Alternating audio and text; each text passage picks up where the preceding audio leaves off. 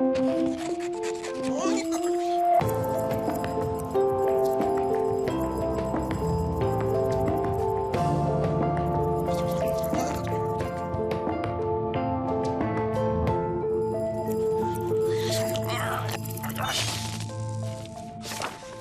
croyez être libre dans vos choix quotidiens, mais en réalité, vous êtes très influençable.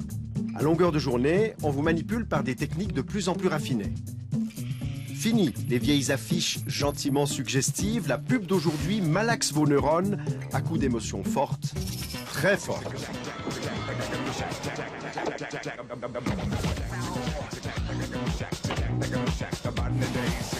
Dans l'heure qui suit, vous allez voir comment vous vous faites influencer par les slogans, les images et les étiquettes trompeuses.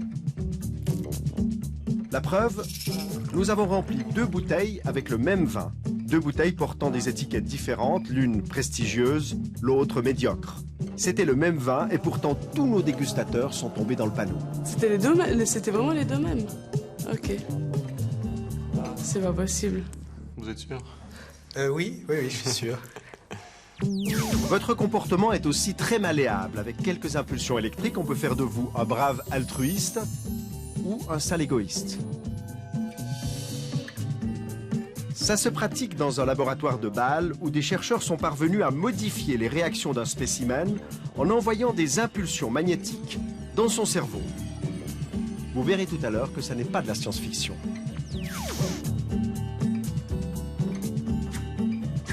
Vous allez aussi découvrir comment il est possible de manipuler votre mémoire et d'y implanter de faux souvenirs. Nous en avons nous-mêmes fait l'expérience. Nous avons convoqué des spécimens à une séance de cinéma. Quelque temps après, nous leur avons fait croire qu'une petite fille était également présente ce jour-là. Pour les tromper, nous leur avons envoyé une photo truquée. Et chose incroyable, ça a marché, le faux souvenir est devenu vrai. Je me souviens d'elle quand elle est entrée dans le cinéma. Et je me souviens d'elle parce qu'elle voulait se rendre utile en aidant à distribuer les cafés. Vous avez certainement de la peine à croire qu'on peut fabriquer un souvenir de toutes pièces. Alors en attendant l'explication complète tout à l'heure, venons-en à quelques leçons pratiques de manipulation.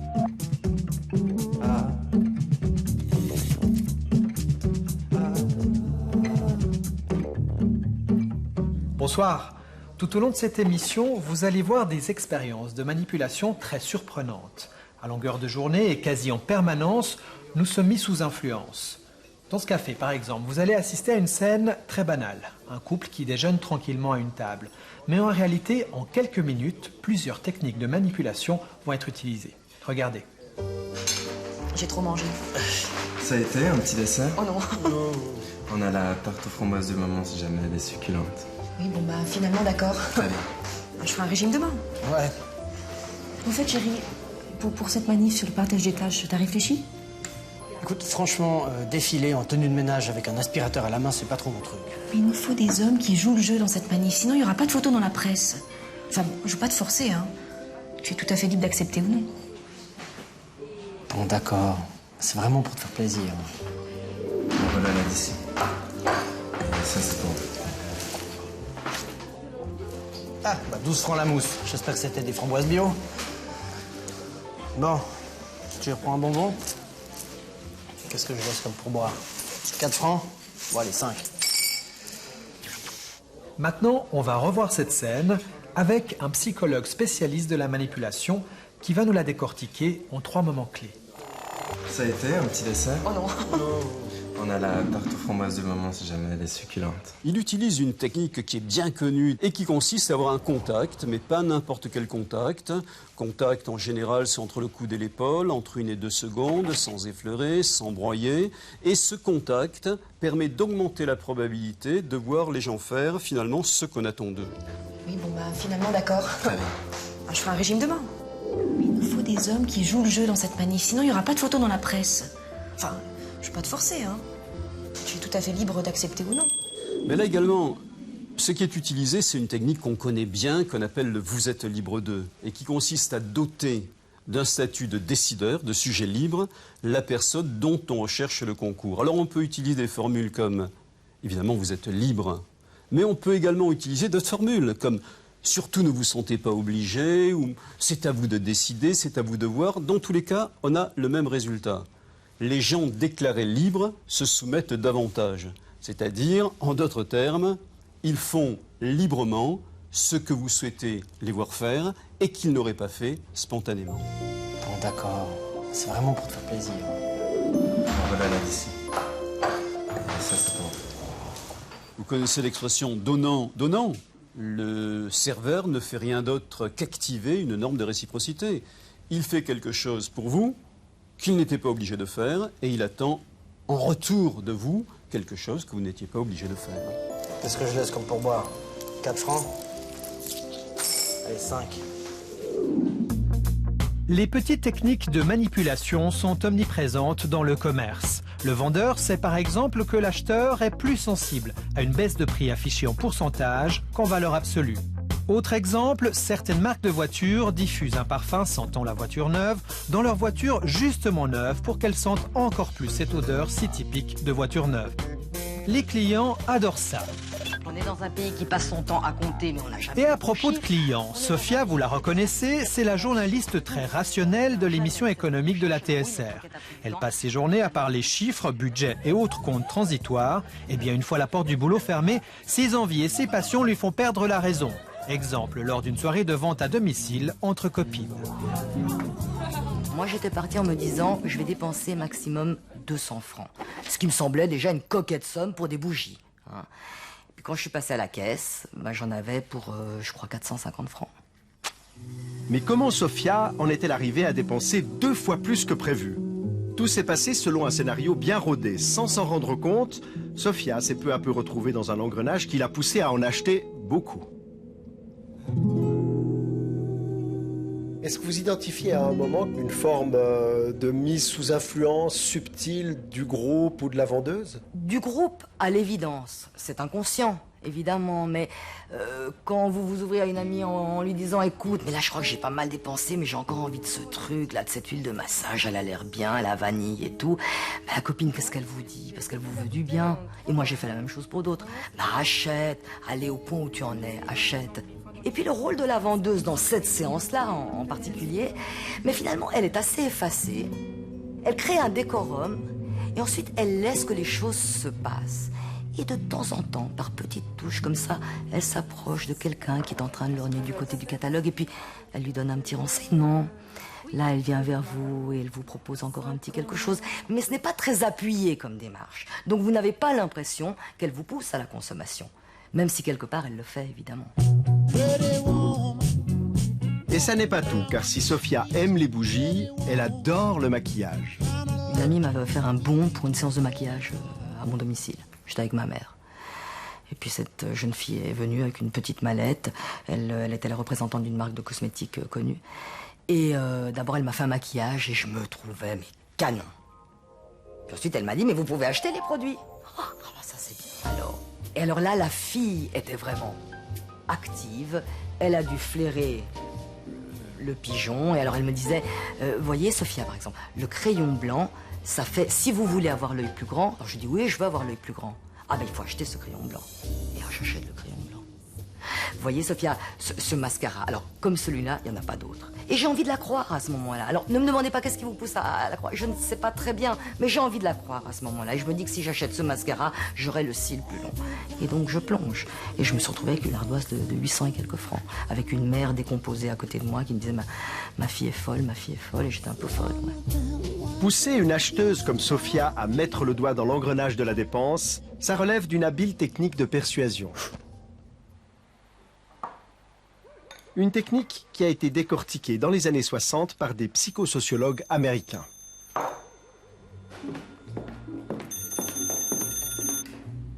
Hello, the Johnson residence. Ils se sont livrés à une expérience devenue fameuse. Ils ont d'abord appelé au hasard des dizaines de femmes au foyer et ils leur ont demandé de répondre à quelques questions simples sur leurs habitudes de consommation. Alors la technique, on l'appelle le pied en la porte.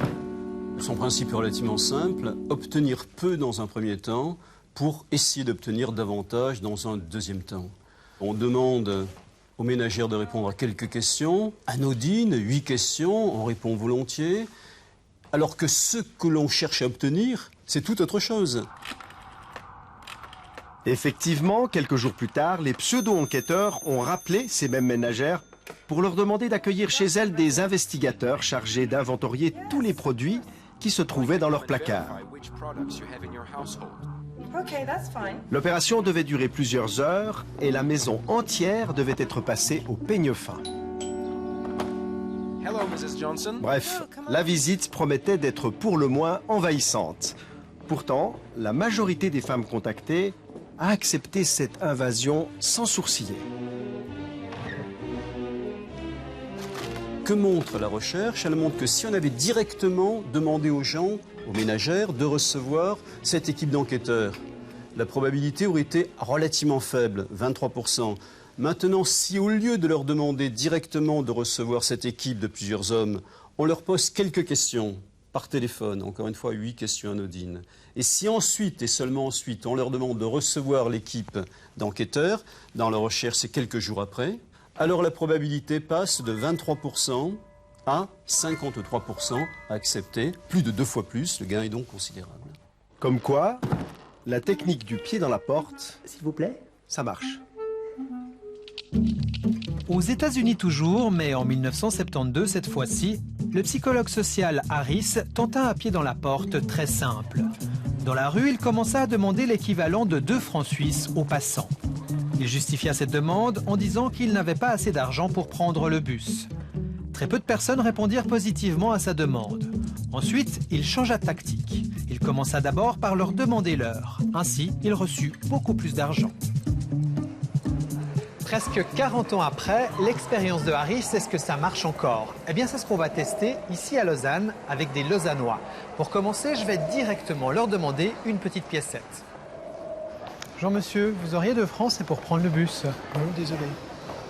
Bonjour madame, vous auriez 2 francs, c'est pour le bus. Vous auriez 2 francs, c'est pour prendre le bus. Non, je n'ai pas 2 francs. Ah bah je peux aller à pied pour monsieur. Bonjour, vous auriez 2 francs, c'est pour prendre le bus. Dans ce premier cas de figure, seuls 10% des passants ouvrent leur porte-monnaie. C'est gentil. Bon bah je suis pas encore riche, hein, mais maintenant on va essayer autre chose. Je vais commencer par leur demander l'heure, une demande qu'ils ne peuvent pas refuser, et ensuite je vais en profiter pour leur demander un petit peu d'argent. On va voir ce que ça donne. Bonjour madame, est-ce que vous pourriez me donner l'heure s'il vous plaît? Oui. C'est 80. 80. Est-ce que vous pourriez également me donner 2 francs pour le bus s'il vous plaît? Non. Tant pis. 25. 4h25. Est-ce que vous auriez juste 2 francs pour le bus? Je sais pas. Dans ce deuxième cas de figure, 40% des passants, soit 4 fois plus que tout à l'heure, sont prêts à donner de l'argent après avoir donné l'heure. Voilà. Merci beaucoup. De rien. Au revoir. Au revoir. Rien de plus. J'ai pas de monnaie du tout. Désolée. Tant pis. Au revoir. Cette proportion de 40%, on la retrouve dans la plupart des études scientifiques. C'est vrai? C'est gentil. Parfait. Merci beaucoup. Au revoir. Eh ben, incroyable, ça marche. J'ai 6 francs dans les mains. Alors la prochaine fois, si vous avez quelque chose à demander à votre femme ou à votre mari, vous avez intérêt à leur demander l'heure d'abord. Chérie, j'ose te demander l'heure, s'il te plaît? Bien sûr, mon ange. Il est 22h35. Merci. J'ose te demander le livre sur les couples qui durent. Je me suis dit que ce serait bien que je le lise aussi. Bien sûr, mon lapin. Tiens, voilà. Merci.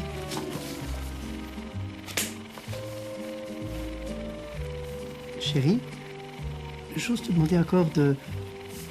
Enfin, on peut faire l'amour? Bien sûr, mon trésor. Ça marche. Dans cette autre expérience mise au point par le professeur Joule, on va voir comment on peut inciter un passant à devenir serviable. Au premier acte, Luigi se promène dans une rue déserte et laisse tomber négligemment un billet de 20 francs. But de l'exercice, voir si les passants vont lui rendre le billet.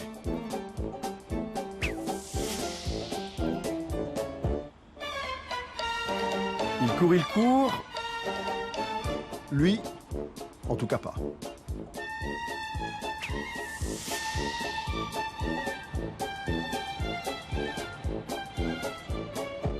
Et celui-là non plus, de toute évidence.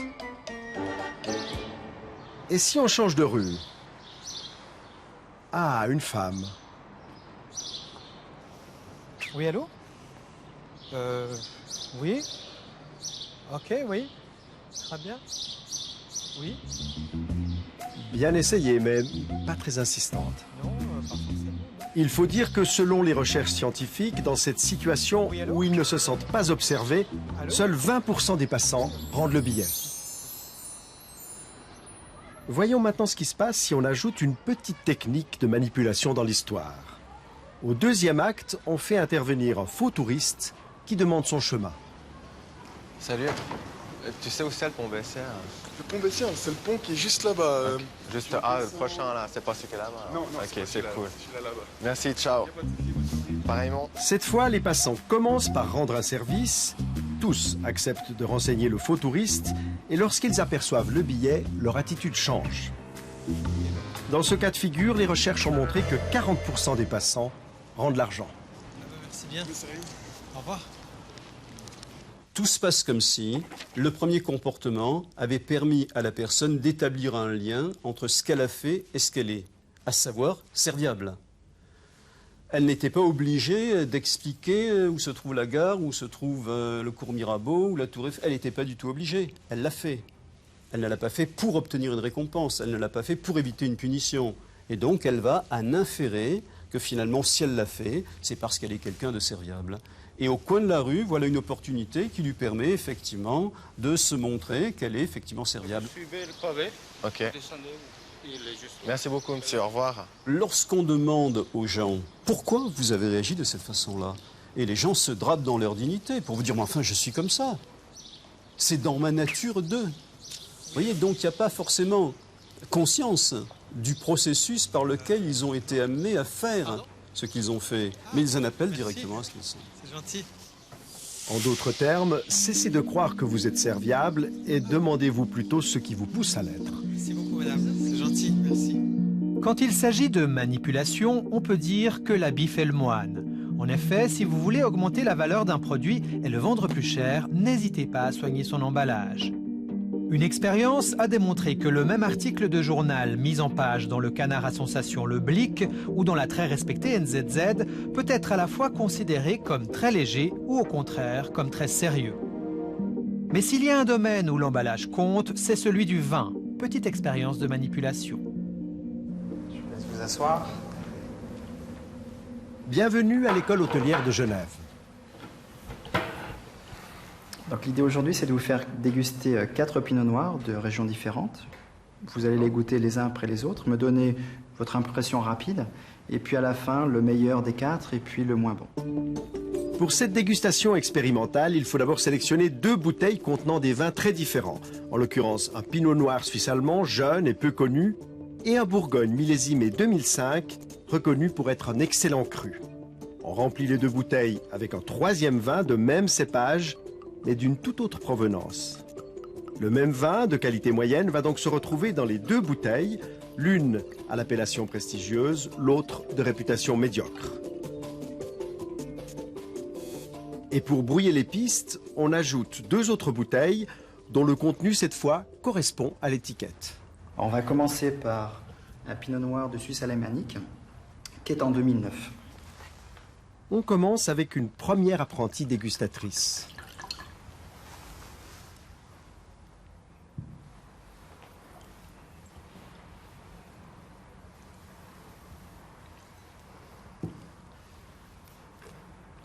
Il est bien de Suisse alémanique, on sent. Vous sentez là? Qui rappelle les terroirs de là-bas. Bon, bah c'est déjà bien parti. Suivante. Moi, je dirais qu'il est très léger. Très léger comme Oui. noir. Il n'a pas beaucoup de tanin. Il y a une petite acidité qui me gêne un peu. C'est le premier goût, hein. Un peu sur le retour. Très bien, on vous fait grâce des appréciations sur le 2e vin qui nous intéresse moins et on passe à la 3e bouteille. Donc le 3e va être un Gevrey Chambertin, un premier cru en Bourgogne, 2005. Ce Grand Bourgogne qui, rappelez-vous, est exactement le même vin que celui de la première dégustation.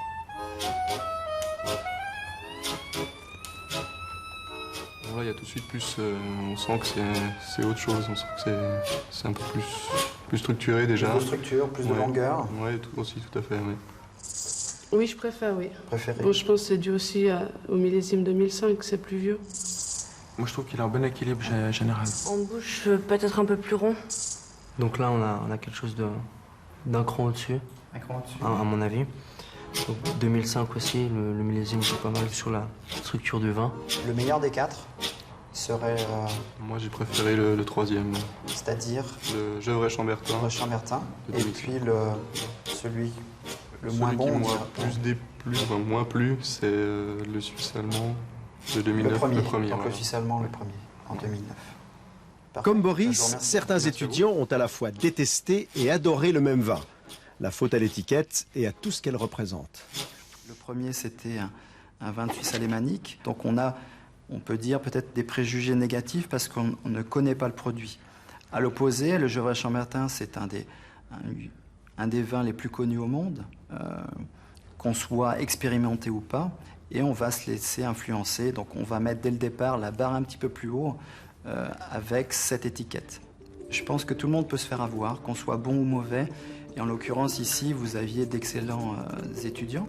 Mais que ce soit ces étudiants-là ou d'autres personnes, on peut très bien se faire avoir avec cette présentation, cette mise en scène des étiquettes. Bon, allez, il est temps de leur dire la vérité. Mais en réalité, il y avait 2 fois le même vin dans ces bouteilles. Qu'est-ce que ça vous fait? C'était vraiment les deux mêmes. Ok. C'est pas possible. Si, c'est possible. Vous êtes sûr? Oui, je suis sûr. C'est fou. Ça vous semble fou? Ouais. Ça fait peur un peu. Le manque d'objectivité par rapport à ça, c'est étonnant. Vous, Boris, vous êtes plutôt du genre influençable dans la vie? J'ai envie de dire non, mais après ce qui s'est passé à la dégustation, finalement, je pense que je suis un peu comme tout le monde. Je me laisse facilement influencer, surtout au niveau visuel, par les choses. J'essaye de garder un peu d'authenticité dans mes choix, mais c'est pas toujours facile. Et même après avoir découvert la supercherie, nos spécimens ont encore de la peine à croire qu'ils ont dégusté 2 fois le même vin. Pour eux, il y avait réellement une différence de goût. Et ça me surprend parce qu'il y avait quand même une différence pour moi entre le premier, donc le pinot noir. Le Hallower suisse allemand. Exactement, et le Chambertin pour moi était vraiment différent. C'est vrai que j'ai pas l'impression qu'ils avaient vraiment le même goût et le même nez. Ça perturbe un peu. Ce phénomène de goût altéré, Ilke Plasman le connaît bien. En 2008, cette chercheuse allemande a procédé à une expérience similaire à la nôtre. Sauf qu'elle a testé l'influence non pas de l'étiquette, mais du prix sur l'appréciation d'un vin. Dans son laboratoire de neurosciences, elle a fait goûter le même cru, affiché à des prix différents, à plusieurs spécimens qui ont siroté à l'aide d'un petit tuyau leur verre de rouge dans un scanner. Okay, we're almost done. We have one more anatomical to go. That'll be about 1 minute, and after that you're all done. All right? Ilke Plasman a ainsi pu dépister les réactions cérébrales des dégustateurs et trouver des réponses à ces hypothèses de départ. Nous avions 2 hypothèses différentes. L'une était que si le vin est plus cher, on l'apprécie davantage. C'est ce que nous appelons rationaliser. On goûte et on se dit, celui-là est cher. Il devrait donc être meilleur que le vin bon marché. Notre deuxième hypothèse était que la différence de prix peut modifier la perception elle-même du goût. Nous avons découvert que sur un plan neurologique, le prix de la bouteille change véritablement la manière dont les goûteurs perçoivent la saveur du vin. Donc ils ne pensent pas seulement que le vin cher est meilleur, ils le ressentent aussi, parce que la partie de leur cerveau qui détecte les sensations et les saveurs agréables leur en donne le signal neurologique.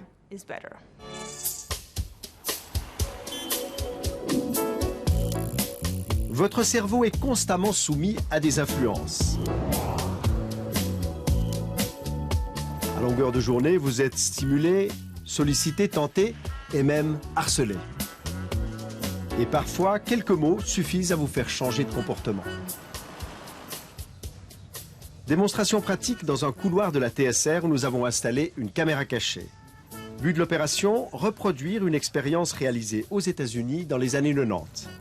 Pascal Wagner, professeur de psychologie sociale à l'Université de Fribourg, nous a aidés à la mettre en place.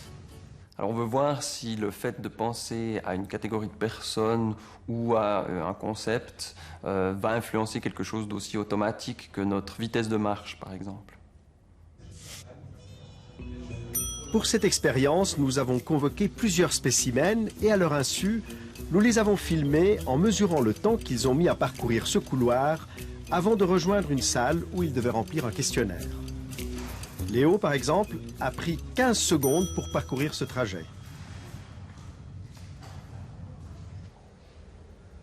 Pendant 5 minutes, il avait pour consigne d'écrire tout ce qui lui passait par la tête en relation avec les personnes âgées. Le but de l'exercice étant de le pousser à s'immerger dans le monde de la vieillesse.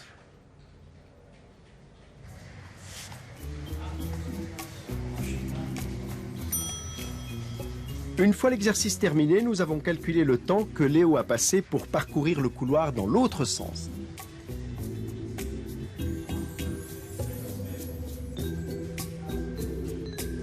Résultat, 16 secondes et 15 centièmes. Il a donc ralenti le pas au retour. Et même si elle est minime, cette différence est significative. Elle n'est pas l'effet du hasard. L'exercice a été répété plusieurs fois et la plupart des personnes testées ont marché plus lentement sur le trajet du retour. Le fait de penser aux personnes âgées va forcément nous faire penser à des choses stéréotypiques des personnes âgées. Quand on pense aux personnes âgées, on pense plutôt par exemple à la lenteur de déplacement.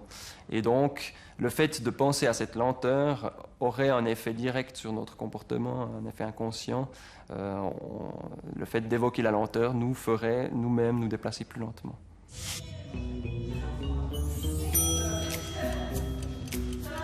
Le simple fait de penser à des personnes âgées a donc modifié le comportement de nos spécimens.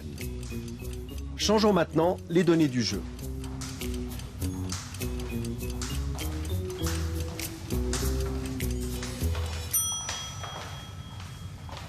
Et regardons ce qui se passe si on remplace le questionnaire sur la vieillesse par un questionnaire sur la vitesse des athlètes et des sprinters.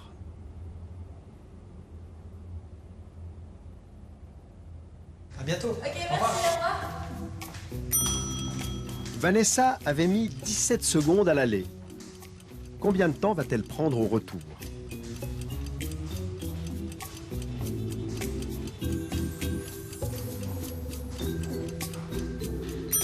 « 15 secondes, 2 secondes de moins.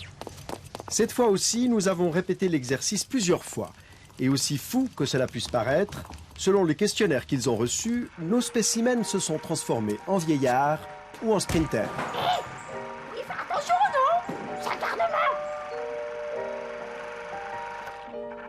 C'est tous des effets qui sont très étonnants, alors qu'ils ne sont pas de trop longue durée, heureusement. Et par exemple, ou de penser à l'agressivité, ça nous rend un peu plus agressifs. De penser au chaud ou au froid, ça change un peu notre évaluation des autres. On les perçoit comme plus chaleureux ou plus froids, justement. Et donc, c'est tout à fait étonnant, ces effets de nous penser sur notre comportement. D'abord parce qu'ils sont inconscients, donc on ne remarque pas du tout ces influences-là. Et elles peuvent être nombreuses. Et c'est étonnant aussi dans notre société un peu individualiste où on a l'impression que l'individu est responsable de ses actes, est maître et responsable. Et là, ça montre que pratiquement chaque pensée qui nous vient de l'extérieur peut nous influencer quand même. C'est presque inquiétant d'imaginer ça. Alors oui, ça pourrait, dans un régime effectivement dictatorial où l'amorçage devient des slogans qui sont toujours les mêmes et à toute heure du jour et de la nuit, bien sûr que ça pourrait avoir des effets beaucoup plus grands.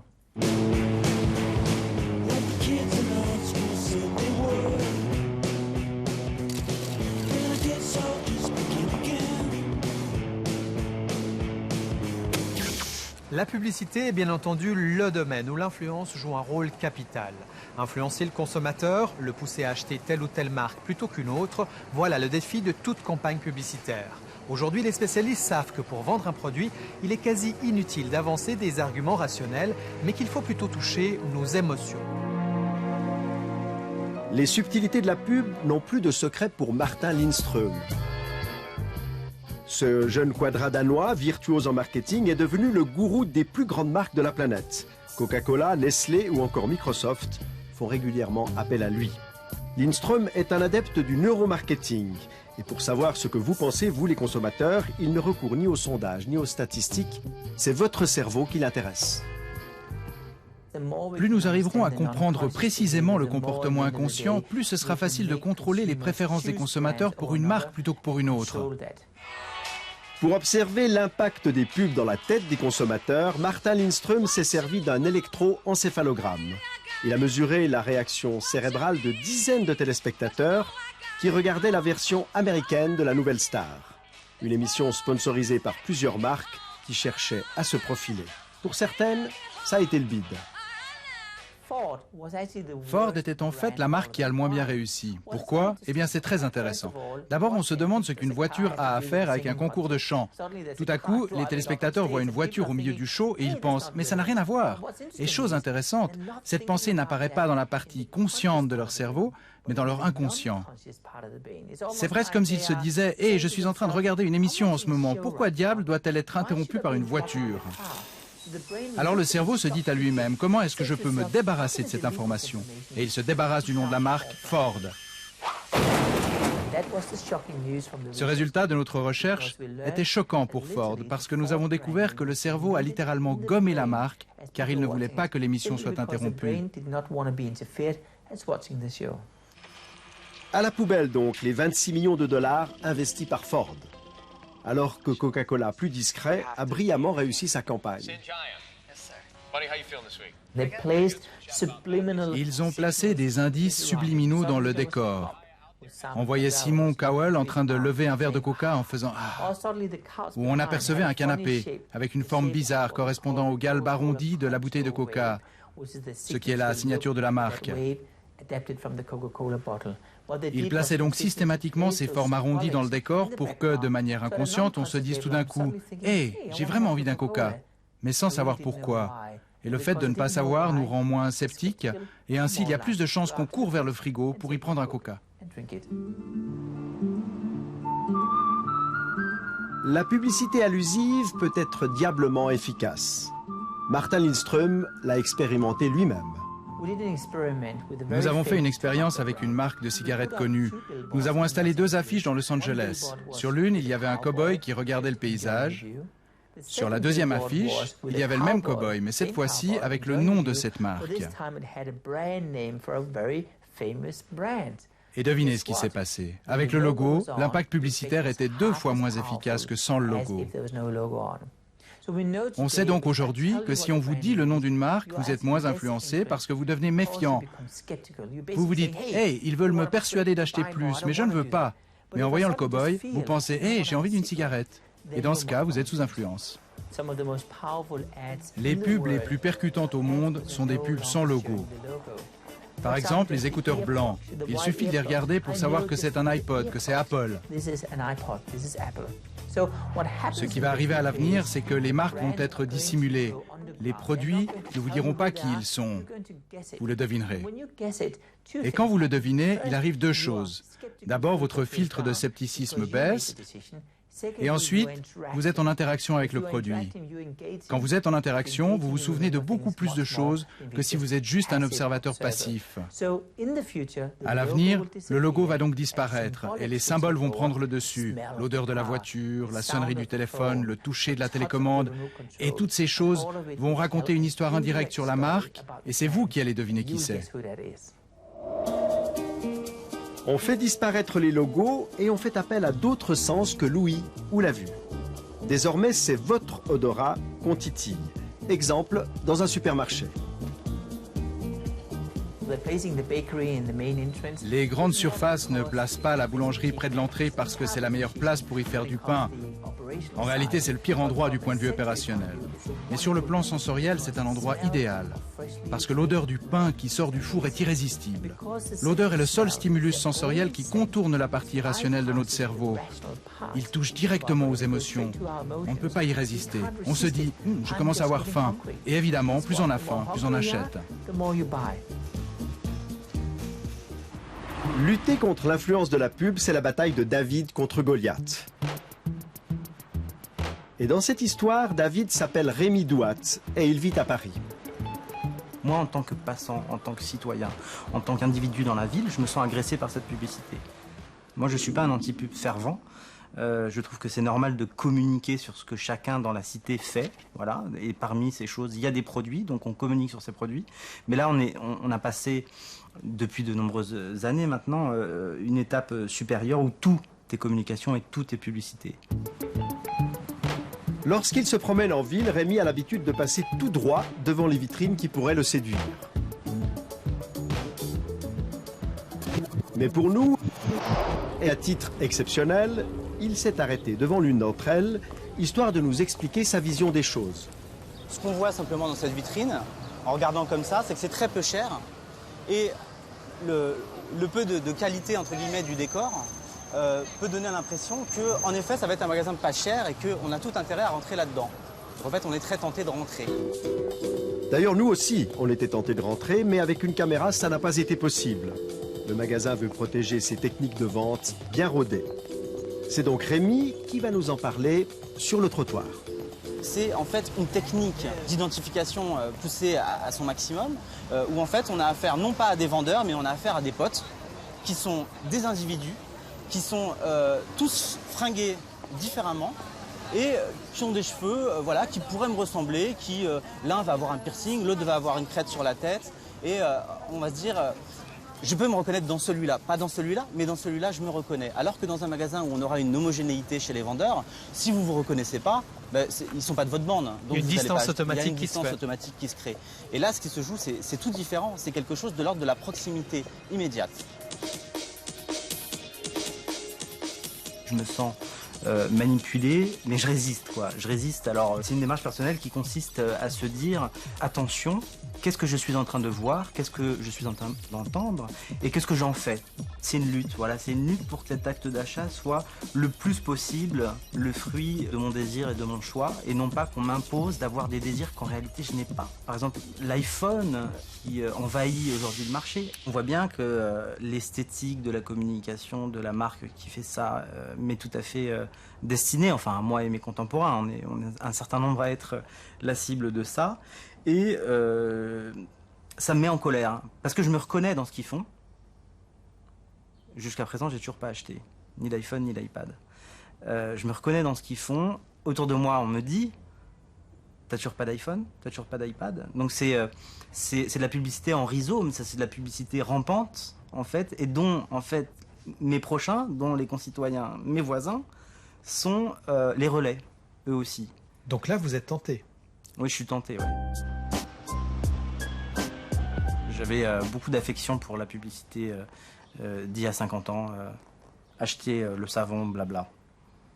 Je trouvais ça très bien.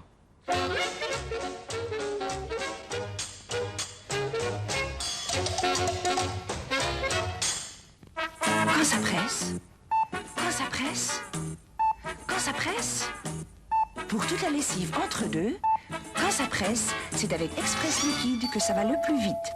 Parce que c'est déjà liquide. Express Liquide pour le lavabo et aussi pour la machine à laver. Une publicité a atteint son but si on se souvient d'elle, si elle reste marquée dans notre mémoire. La mémoire, c'est justement un espace qu'on a cru pendant longtemps inviolable. Mais en réalité, aujourd'hui, les chercheurs savent que nos souvenirs sont malléables et qu'il est donc possible de les manipuler. Le professeur Martial van der Linden de l'Université de Genève est un des quelques spécialistes mondiaux de la mémoire et de ses mécanismes.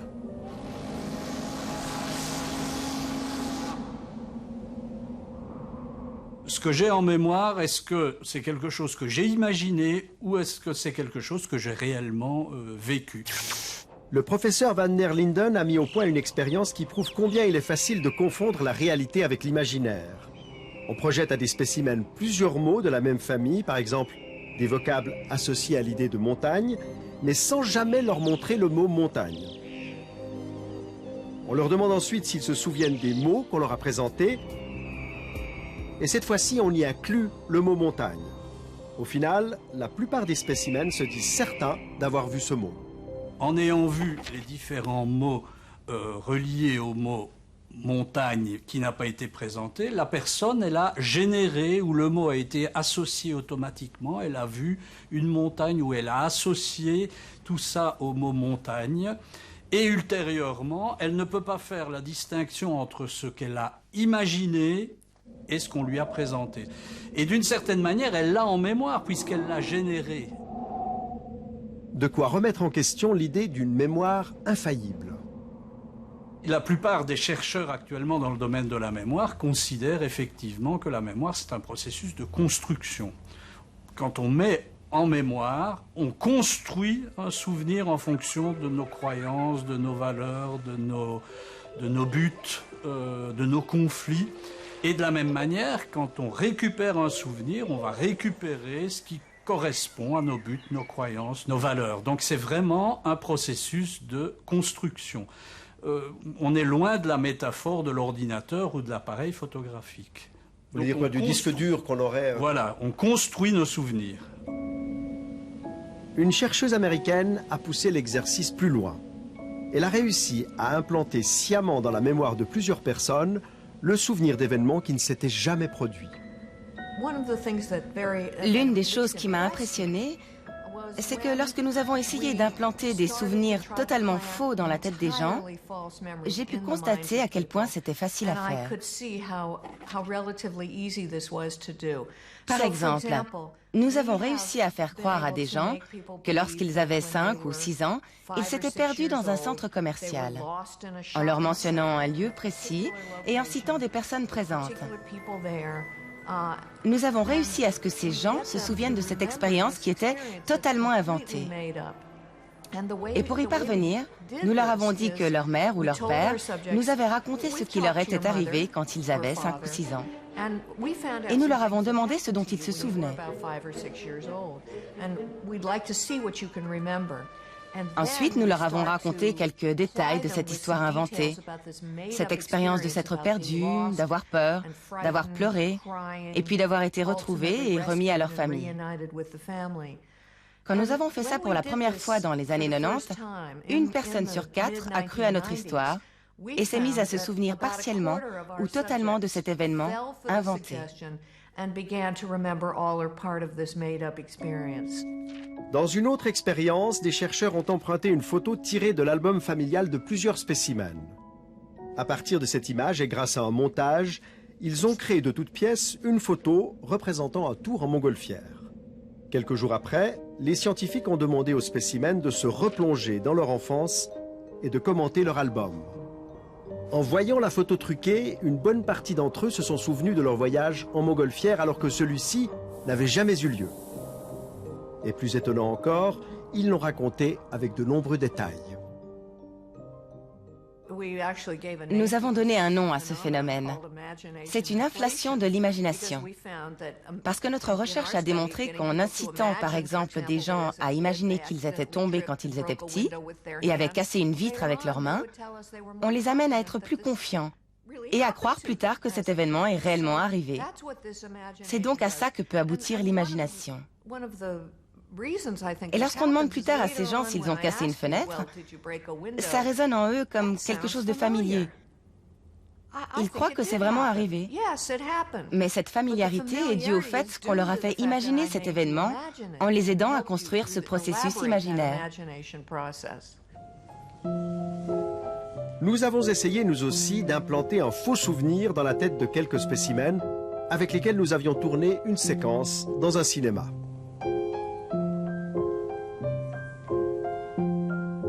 Quelques mois plus tard, nous les avons invités à un apéritif. À cette occasion, nous leur avons raconté une fausse anecdote soi-disant survenue lors du tournage. Nous leur avons fait croire que Luna, une petite fille devenue notre complice pour l'occasion, était présente dans le cinéma ce jour-là. Moi, je me souviens de toi, Luna. Et qu'elle avait renversé du café sur le pantalon de Luigi. Heureusement que tu te rappelles, toi aussi. Au cinéma, quoi, vous étiez là, vous, quand Luna nous servait les cafés, puis c'est avant qu'on tourne, quoi. C'était la Elle a honte. renversé le truc. Pour bien implanter ce faux souvenir dans leur mémoire, nous avons utilisé une vraie photo du tournage, mais en y ajoutant la petite Luna. Durant l'été, nous avons envoyé ce photomontage parmi d'autres photos souvenirs à nos spécimens. À l'automne, nous leur avons demandé de nous raconter quelques anecdotes sur le tournage. Bonjour. La présence de la petite Luna allait-elle faire partie de ces souvenirs? Notre expérience a-t-elle marché? Quand je suis arrivée, elle devait être à la caisse. Donc je l'ai juste aperçue. Elle était dans la cage à l'entrée, où il y avait les biscuits, où on servait les cafés. Hein. Mais après, je me rappelle vraiment pas. Caroline, elle, ne se souvient pas de la tache de café, mais elle garde un souvenir très précis de Luna. Alors, Luna, je me souviens plutôt comme une petite fille un peu timide. Je ne l'ai pas personnellement beaucoup côtoyée pendant cette journée-là. Je me souviens d'elle quand elle est entrée dans le cinéma. Et je me souviens d'elle parce qu'elle voulait se rendre utile en aidant à distribuer les cafés. Donc elle a été rejoindre Chloé dans la petite cuisine et à la cafetière. Et par la suite, je l'ai personnellement pas beaucoup vue, mais je me souviens d'un moment en fait où elle était un peu recroquevillée vers Chloé, un peu. Donc je l'ai sentie assez timide en fait. Et c'est l'image que j'en ai gardée d'elle. C'était une petite fille, visage un peu triste, en tout cas un peu fermé vers la machine à café. Durant cette interview, ce qu'on a essayé de faire avec vous, c'est de vous faire rappeler d'un souvenir qui est faux. Parce que la petite fille qui est sur cette photo, c'est une photomontage. C'est un photomontage. Il n'y a jamais eu de petite fille ce jour-là au cinéma. J'y crois pas. On l'a inventée de toutes pièces, cette petite fille. Et peu à peu, vous êtes arrivé à vous en souvenir. Si c'est vrai, je tombe des nues et je me rends compte à quel point on est manipulé. Et là, ça me vexe un petit peu, en fin de compte. Si c'est vraiment vrai, je ne sais plus trop où est la vérité de la fiction. Et je suis impressionnée de voir à quel point on peut croire à une histoire aussi facilement. C'est-à-dire que la manière dont ça a été discuté, qu'on en a reparlé, pour moi, ça avait vraiment eu lieu. Ça avait vraiment eu lieu. Même si je ne l'avais pas vu moi-même, et heureusement que je n'ai pas essayé de faire croire que je l'avais vu moi-même, parce que sinon je me sentirais encore plus mal. Mais c'est comme si vous vous en rappeliez de cette petite fille, ce jour-là. Complètement, tout à fait. Et j'ai vraiment l'impression... Mais non, elle était là, je suis sûre qu'elle était là. Parce que je la revois vraiment vers la machine à café, donc j'ai vraiment cette image extrêmement présente à l'esprit. Donc j'ai de la peine à imaginer qu'elle puisse ne pas avoir été là ce jour-là. Pour vous, elle était là? Pour moi, elle était là. Comme Caroline, personne n'est à l'abri d'un faux souvenir. Et votre mémoire en est certainement pleine. Vous pouvez donc vous demander comment faire pour distinguer un souvenir réellement vécu d'un souvenir inventé.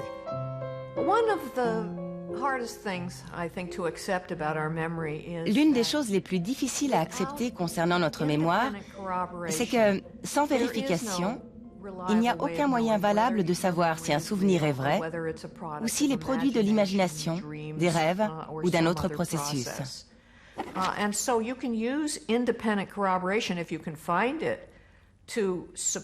Alors si on trouve un événement objectif qui prouve que le souvenir est faux, par exemple une impossibilité sur le plan géographique, biologique ou psychologique,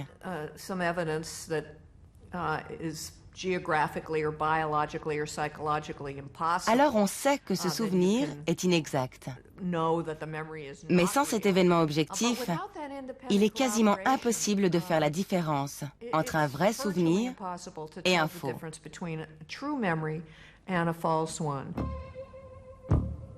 On peut donc aisément manipuler la mémoire, mais plus surprenant encore, Il est aujourd'hui possible de modifier le comportement de quelqu'un en stimulant son cerveau. C'est l'exploit qu'a réalisé Darja Knorr, professeur au département de psychologie sociale et affective de l'université de Bâle. Cette neuroscientifique de réputation internationale connaît de près les méandres du cortex préfrontal latéral, une zone qui joue un rôle important dans la prise de décision. Darja Knorr a mis au point une technique permettant de désactiver temporairement cette zone, donc d'influencer directement votre comportement et vos décisions. Nos recherches démontrent clairement, nous l'avons constaté à travers 9 études, que lorsque nous stimulons une zone bien précise sur la partie frontale du cerveau, les gens peuvent changer de comportement en devenant par exemple plus impulsifs ou moins corrects. Et on peut agir aussi sur d'autres dimensions du comportement. Démonstration concrète avec un jeu d'argent auquel participent par ordinateur une douzaine de spécimens. Ils reçoivent tous une certaine somme d'argent qu'ils doivent partager avec un autre joueur placé dans une pièce annexe, appelons-le Max, à qui ils font une proposition de répartition. Si l'offre est injuste, inéquitable, Max va généralement la refuser. Et personne ne reçoit l'argent. Lorsqu'on est confronté à une offre inéquitable, on est face à un conflit. D'un côté, on aimerait avoir l'argent, mais de l'autre, on trouve l'offre tellement injuste qu'on a envie de la refuser pour punir celui qui la propose. On est donc face à ce dilemme et on le résout en punissant celui qui viole les règles établies en faisant une offre inéquitable.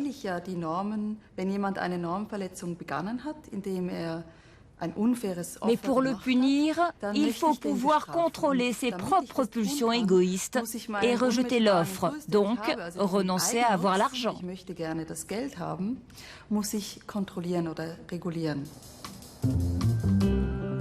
Au nom de l'équité, Max se prive donc d'un peu d'argent et il inflige une punition à l'autre joueur qui sera aussi privé d'argent.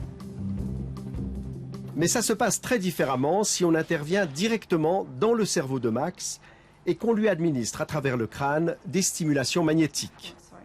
Une intervention que Darja Knorr a reconstituée pour nous. Indolore et non invasive, les impulsions magnétiques pénètrent dans le cortex préfrontal et en neutralisent une petite zone. Dès lors, le comportement de Max sera totalement modifié. Il ne prendra plus les mêmes décisions. Après la stimulation, il accepte toutes les offres de partage, même les plus inéquitables. La personne testée reçoit des impulsions qui désactivent temporairement les fonctions de la partie frontale du cerveau. Cette personne est ainsi plus capable de punir l'autre, elle veut l'argent pour elle, très égoïstement. Et ça lui est complètement égal de savoir si le comportement des autres est équitable ou pas. Après cette intervention, Max est donc devenu égoïste. Mais rassurez-vous, ce changement de comportement n'a été que très éphémère, puisqu'au bout d'une quinzaine de minutes, Max est redevenu lui-même. De telles manipulations du cerveau ont de quoi faire frémir. Utilisées dans un but malveillant, elles favoriseraient les pires applications. Mais elles peuvent aussi servir à des fins thérapeutiques. En stimulant certaines zones du cortex, il est possible de limiter les addictions, d'atténuer les troubles alimentaires ou les toxicomanies. Et les techniques d'influence mises au point par les psychologues sociaux sont aujourd'hui utilisées dans des campagnes de santé publique. Par exemple, pour inciter les gens à se faire vacciner ou à faire don de leurs organes. La manipulation n'est donc qu'un outil, tout dépend comment on s'en sert. Nous voici arrivés à la fin de l'émission. J'espère qu'elle vous aura permis d'être un tout petit peu plus conscient de toutes les sollicitations auxquelles nous sommes confrontés à longueur de journée. Et comme disait l'autre, un homme averti en vaut deux. Pour ceux qui veulent revoir l'émission ou avoir des compléments d'information, vous pouvez retrouver Spécimen sur notre site internet ou sur notre page Facebook. Votre prochaine émission sur le comportement humain, c'est le mois prochain. Nous allons observer de très près notre rapport à l'argent. Excellente soirée à tous, à bientôt.